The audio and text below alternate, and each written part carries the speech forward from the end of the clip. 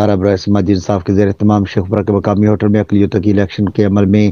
موثر شمولیت کے عنوان سے ایک مشاورتی اجلاس کا انعقاد کیا گیا، جس کی صدارت فادر امتیاز نشان نے کی اور نظامت کے فرائض ادارہ کے ضلع کوآرڈینیٹر الیاس کھوکھر نے انجام دیے۔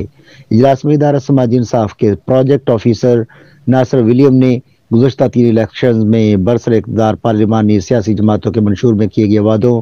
اور ان پر عمل درآمد کا جائزہ پیش کیا۔ بعد ازاں ریاست طالب نے تمام سیاسی پارٹیوں کے نمائندوں سمیت شیخوپورہ کے مقامی سماجی و مذہبی قیادت کو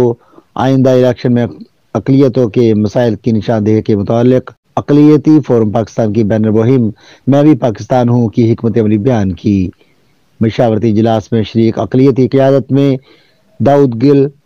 جاوید بھٹی، نذیر مسیح، خالد مٹو، ایڈوکیٹ تنویر غوری سمیت دیگر قائدین نے اس عزم کا اظہار کیا کہ اپنے مطالبات کو ضرور اپنے علاقوں میں آویزہ کریں گے تاکہ رائے عامہ ہموار ہو۔ اجلاس میں S I incharge مساق centre Sheikhupura swab مسیح، سیمسون ایڈوکیٹ اور عرفان سہوترا نے بھی شرکت کی۔